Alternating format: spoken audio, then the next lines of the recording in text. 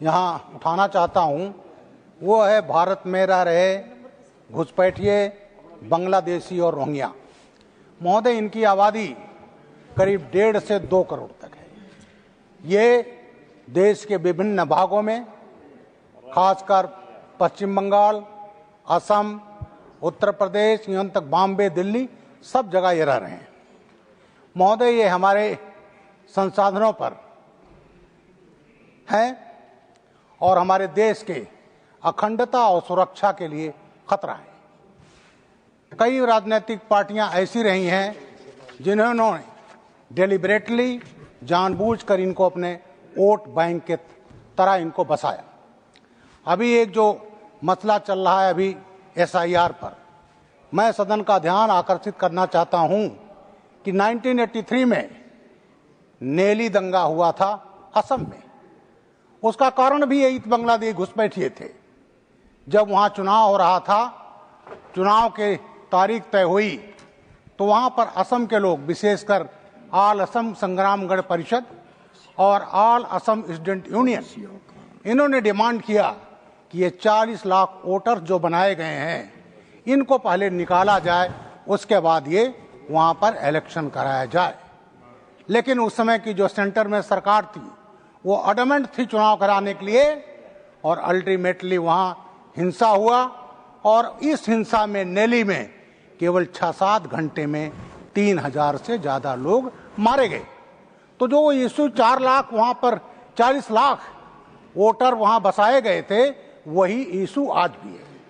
आज आप देख रहे हैं जब SIR की बात चल रही है तो आप टीवी पर देखिए, सोशल मीडिया पर देखिए, पश्चिम बंगाल से तमाम जो घुसपैठिए हैं वो अपने बांग्लादेश की तरफ भाग रहे हैं। महोदय, ये घुसपैठिए विभिन्न जगहों पर हैं और हमारी सुरक्षा के इसलिए खतरा है कि जो तमाम टेररिस्ट ऑर्गेनाइजेशन है, लाइक एक ऑर्गेनाइजेशन हुजी, हरकत मुजाहिदीन अल इस्लामी और JMB बांग्लादेश, ये टेररिस्ट ऑर्गेनाइजेशन ऐसे हैं जिनके फुटप्रिंट्स भारत में हैं। और महोदय, आज की जो हालात हैं और बांग्लादेश में जो राजनीतिक परिवर्तन है, अगर इनको नहीं हटाया गया तो टेररिस्ट ऑर्गेनाइजेशन को भारत में जगह खोजने की जरूरत नहीं, उनको हाइड आउट की जरूरत नहीं, ऑलरेडी यहाँ हाइड आउट हैं। इसलिए देश की सुरक्षा, देश की अखंडता, इसके लिए जरूरी है कि इनको आइडेंटिफाई किया जाए, प्रत्येक राज्य में इनको बाहर किया जाए। और मैं उत्तर प्रदेश का एग्जाम्पल देना चाहता हूं, वहां हर जिले में डिटेंशन सेंटर बनाया जा रहा है, वहां पर उनकी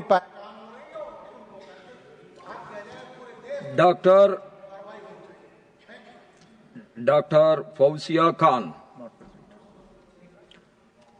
श्री बाबूभाई सेचंगभाई देसाई, बाबूभाई सेचंगभाई देसाई। माननीय अध्यक्ष महोदय, मैं इस सदन के माध्यम से एक अत्यंत गंभीर विषय पे ध्यान आकर्षित करना चाहता हूँ कि बच्चों में कैंसर के बढ़ते मामले पर विशेष ध्यान आकर्षित करना चाहता हूँ। हाल के वर्षों में भारत में बाल कैंसर के मामले चिंताजनक रूप से बढ़े हैं। राष्ट्रीय कैंसर रजिस्ट्री के अनुसार हर साल लगभग 50,000 बच्चे कैंसर से पीड़ित पाए जाते हैं। ल्यूकेमिया, ब्रेन ट्यूमर और लिम्फोमा सबसे आम प्रकार है। समस्या केवल बीमारी तक सीमित नहीं है, समय पर पहचान, पर्याप्त चिकित्सा सुविधा और आर्थिक संसाधनों की कमी इसे गंभीर बनाती है। विशेषकर ग्रामीण और दूर दराज क्षेत्रों में जागरूकता और इलाज की सुविधा अत्यंत सीमित है। यह स्थिति बच्चों और उनके परिवारों के लिए भारी आर्थिक और मानसिक बोझ उत्पन्न करती है। सरकार ने आयुष्मान भारत और राष्ट्रीय बाल स्वास्थ्य कार्यक्रम जैसी योजनाएं शुरू की है, जिनका प्रभाव दिख रहा है, लेकिन अभी भी और सुधार की आवश्यकता है। अतः मेरा आग्रह है कि बच्चों के लिए विशेष कैंसर इलाज केंद्र स्थापित किए जाए, मुफ्त या सस्ती इलाज की सुविधा सुनिश्चित की जाए, राष्ट्रीय स्तर पर जन जागरूकता अभियान चलाकर समय पर निदान और इलाज को बढ़ावा दिया जाए, ग्रामीण और पिछड़े क्षेत्रों में चिकित्सा सुविधा और विशेषज्ञ उपलब्ध कराई जाए।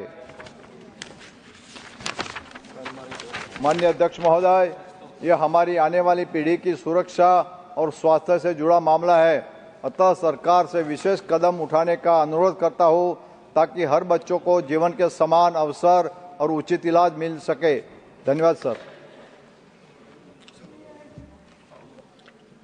Shrimati Ranjeet Ranjan,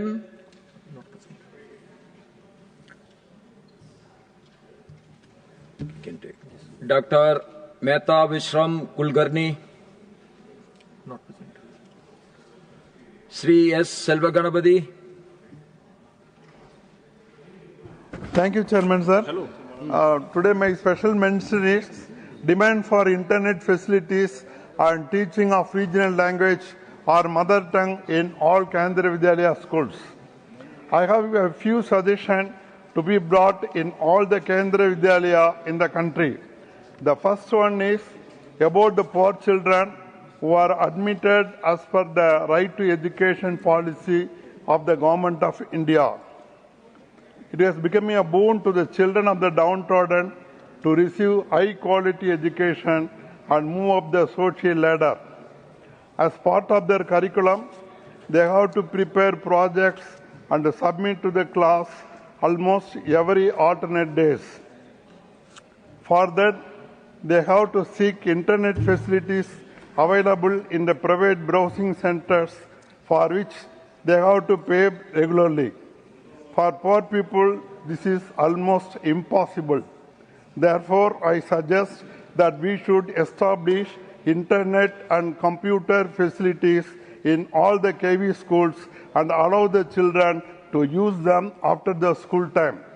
Another important suggestion is about teaching of regional language or mother tongue.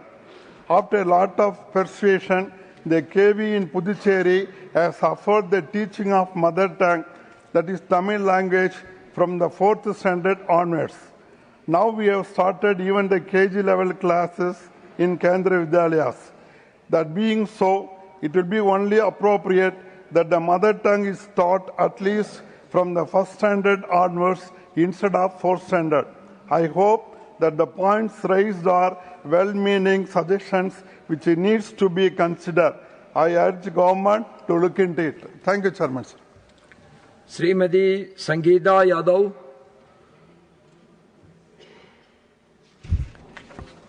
माननीय सभापति जी, आपने मुझे स्पेशल मेंशन में बोलने का अवसर दिया, इसके लिए आपका बहुत बहुत आभार। सब्जेक्ट है need for wider outreach of Bharat जन आर्टिफिशियल इंटेलिजेंसी इनिशिएटिव। मैं विज्ञान और प्रौद्योगिकी मंत्रालय की अत्याधुनिक पहल भारत जन के लिए केंद्रीय सरकार के दूरदर्शी नेतृत्व की हार्दिक सराहना करती हूँ। यह कार्यक्रम आर्टिफिशियल इंटेलिजेंसी और इंडिजीनियस इनोवेशन के जरिए स्वास्थ्य, कृषि, शिक्षा और शासन जैसे क्षेत्रों में परिवर्तनकारी प्रभाव डाल रहा है। इस पहल में बहुभाषी एआई मॉडल भारत की भाषाई विविधता को मुख्य धारा में लाने के लिए एक महत्वपूर्ण माध्यम बन रहे हैं, जिससे डिजिटल समावेशन को भी बल मिल रहा है। टेक्नोलॉजी इनोवेशन हब्स और ट्रांसलेशन रिसर्च बॉक्स के जरिए अनुसंधान और सहयोग को गति मिल रही है। इसके अतिरिक्त भारत जन कंसोर्टियम शामिल प्रमुख संस्थान इस कार्यक्रम को मजबूती प्रदान कर रहे हैं। मैं आपके माध्यम से सरकार से ये आग्रह करना चाहती हूँ कि उत्तर प्रदेश के ग्रामीण और अर्ध शहरी क्षेत्रों में भी इसका विस्तार। Sangeeta madam, it is 0 hour. You have to go accordingly. Oh sorry, मैं ठीक, सॉरी सर, एक मिनट।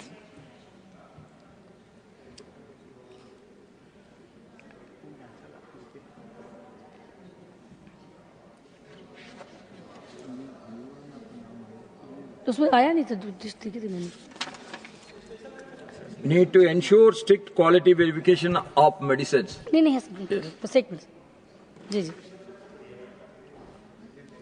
स्पेशल मेंशन को नहीं, 0 आवर को पढ़ा है। माननीय, सॉरी, मैंने दोनों पर्चे मुझे मिल गए थे। माननीय, you go ahead with that need to ensure strict quality verification of medicines. हाँ, मैं है। माननीय सभापति जी, आपने मुझे 0 आवर में बोलने का अवसर दिया, इसके लिए मैं आपका आभार प्रकट करती हूँ।